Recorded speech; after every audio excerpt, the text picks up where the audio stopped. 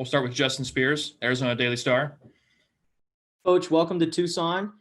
You've had some experience playing in the Pac-12. What does it mean coming back and being a part of this staff and working in the league again? I'm very excited to be here. The Pac-12, all the games are competitive. Everybody's got a shot each week. It just depends who comes out the right mentality and performs the best.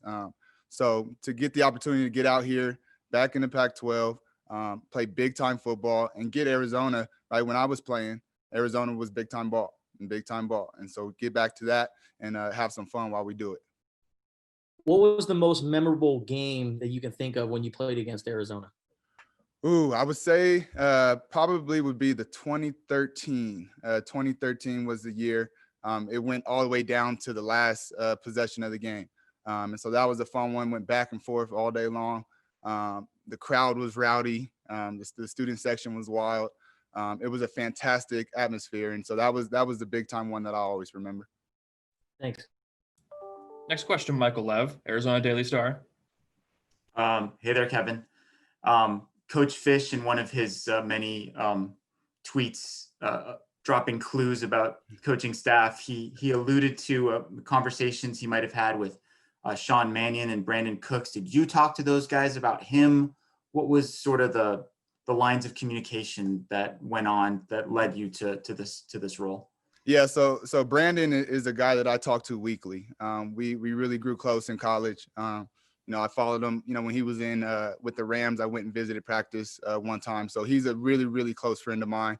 And so I got on the phone with him immediately.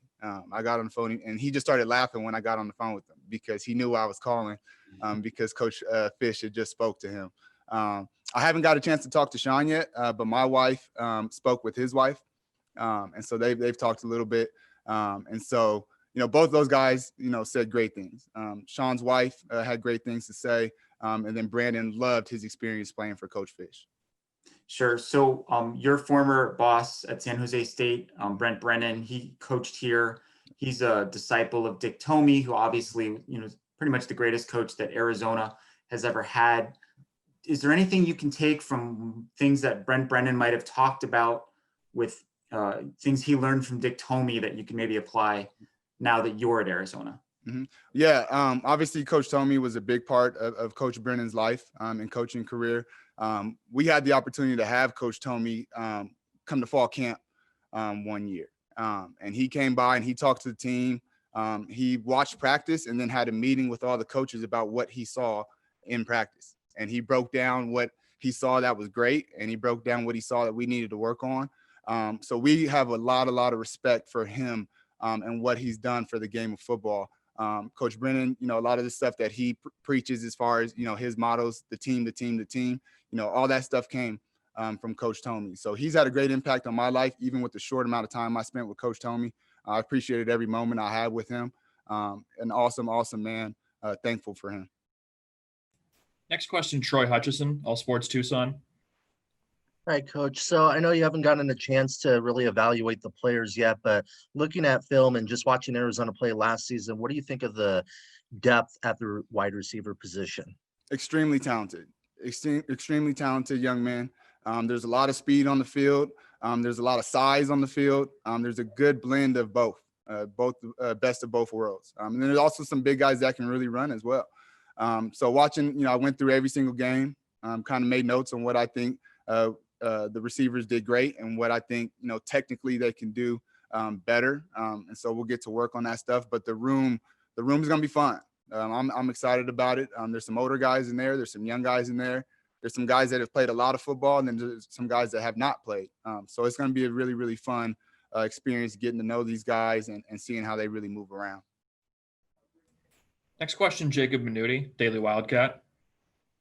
I mean, just staying on that topic of the wide receivers and that core in particular, I mean, how important was it to bring all those guys back from the transfer portal? I mean, you brought back 4 or 5 of them at least. I mean, was that, priority number one when you and Jed Fish got here? I mean, and how do you see these guys playing into your role now that they're back in Tucson? Well, like, what we say is it's personal. It's very personal for us. And so it was very, very important for us to get in contact with those young men because this past year has been the craziest year of their life, right? Dealing with COVID, And then obviously a disappointing season, right? It's been a very, very stressful situation for those guys. So it was important for us to get in contact with those guys, let them know what we think is going on, let them know that we're going to be there for them every single day, day in and day out, whether it's football or life. We are going to be there for them. So we just wanted to kind of get that relationship going. And once those conversations happened, I think the guys all felt really good about the energy going on and felt good about coming back and being part of this program. Next question, Rich Herrera, Wildcats Radio 1290. Good morning. You were part of the rebuild at San Jose State with Coach Brennan. What did you learn from that experience, and what can you bring here that the little things that you picked up there that will be helpful in this rebuild in Tucson? Yeah, so it started off with just building those relationships, having a one-on-one personal relationship with each kid. And it doesn't have to just be me with the receivers. It's got to be me with the offensive line. It's got to be me with the quarterbacks. So building that culture where everybody's here for each other was the number one thing we did. And it doesn't happen overnight, but it's a daily process. And it there's tough times, there's good times, but it's a process. But what we did was we started off with getting the guys that were there to buy into what we felt was important, right? And then bringing in guys that could help carry that message. And so that's what we did. The first few years, there were some lumps, but every game was competitive, right? So once we figured out that every game was competitive, we found out what the areas were that we struggled at, and we addressed those issues in the offseason. And then it just went ahead and ended up being a really, really special thing. Let's extend a little bit about relationships on the recruiting trail. Where do you have strong relationships? Where is your strength as far as the areas of the country that you've recruited? Yeah, so obviously grew up Los Angeles, California. I have a lot of connections down there. My dad actually still coaches ball down that way. And so I've developed through, growing up out there and then also recruiting California primarily at San Jose. I have a really good relationship with the coaches, with the young men in the area. So that's where most of my time has been spent. Great. Thank you very much. Welcome. Yep. Appreciate you. Next question, Alec White, Arizona Daily Star. Hey, Coach, what traits do you look for in a player when recruiting them or on a roster that you already have that you're inheriting? What kind of traits do you look for in a wide receiver? The number one thing is going to be the ability to make plays. We're going to play competitive football. We're going to go against some really talented DBs. And so I need, guys that can go make plays when it's contested, make plays when it's a little muddy, a little dirty. And so that's the number one thing. Obviously we got to get some speed in, right? You need to have some guys that can run. And then you need to have guys that can finish on plays. Like I always tell them, we got to win 50-50 balls. That was one thing I pride myself on, is preparing guys to win 50-50 balls.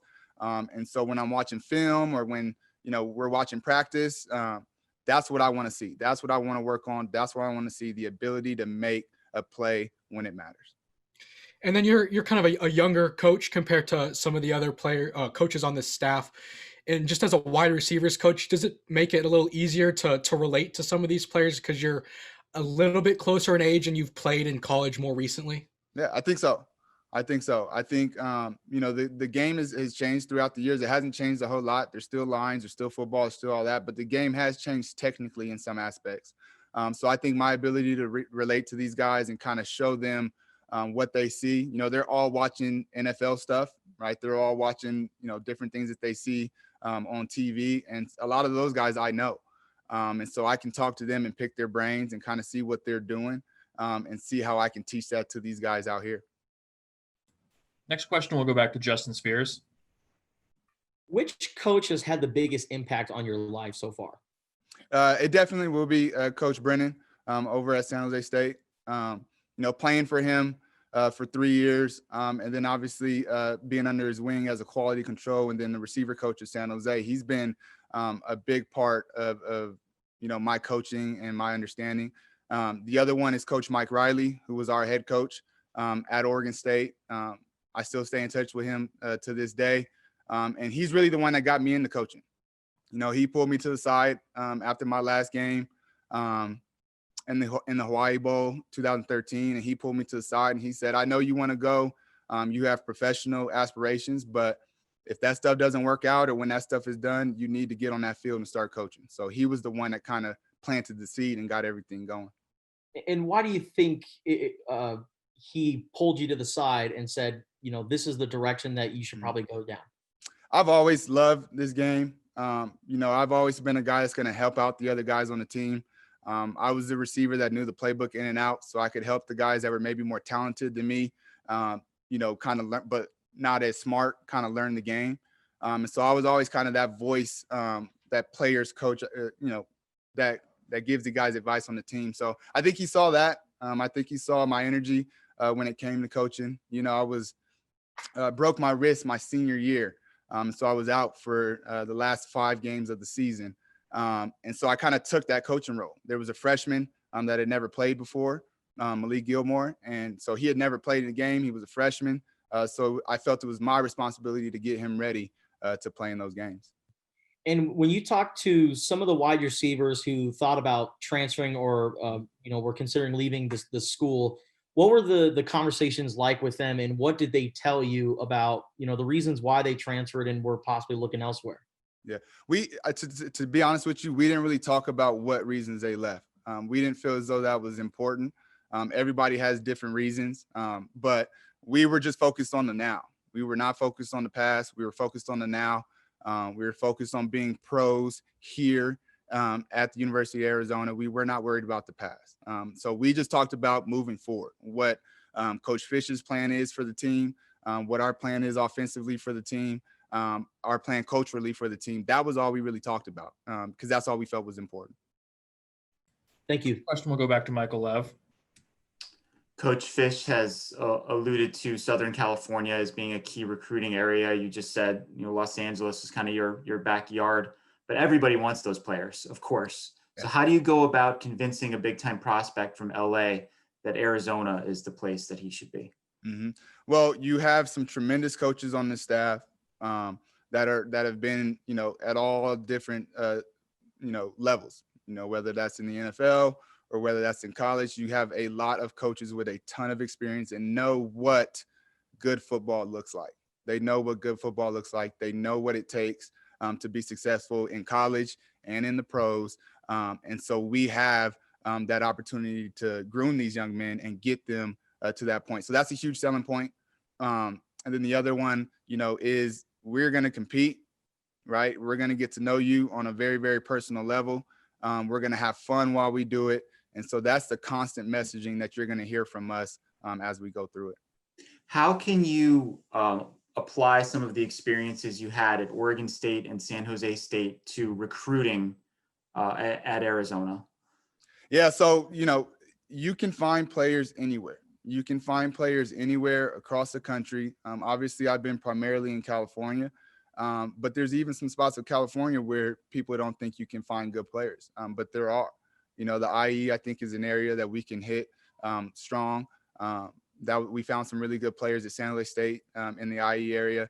San Diego area has some fantastic football players, as well as the Bay Area has some fantastic football players. So there's a bunch of different areas. Sacramento, we've got Tavion Cunningham here from the Sacramento area. That's also a player where at San Jose, we had some guys that were under recruited who started for us, who are all conference players for us. And so we're going to search far and wide to make sure we find the guy that fits, what we're trying to do. There's no limits to that. And so that's kind of what we'll focus on. Sure. And one last thing for you. What was last season like at San Jose State? I know that you guys were sort of on the road a lot and had to adjust on the fly. And can you use any of those lessons or hardships that you went through this past year when you're talking to your players and trying to, just communicate with them? Yeah, when one of our coaches used to always say, like, when you're good, the circumstances don't matter. When you're good, the circumstances don't matter. So, we're out in Humboldt for a month. We're, in Vegas practicing and playing games for 17 days, right? But we knew, right, what the mission was, and we knew that we were good enough to win. So the circumstances didn't matter. Didn't matter to us at all. So that's kind of going to be the deal here. as we work, as we start to practice, as we start to watch the film and see what we are and what our identity is as a team, right? Nothing else will matter because we know who we are and we know what we're capable of. Great. Thank you very much, Coach. Appreciate it.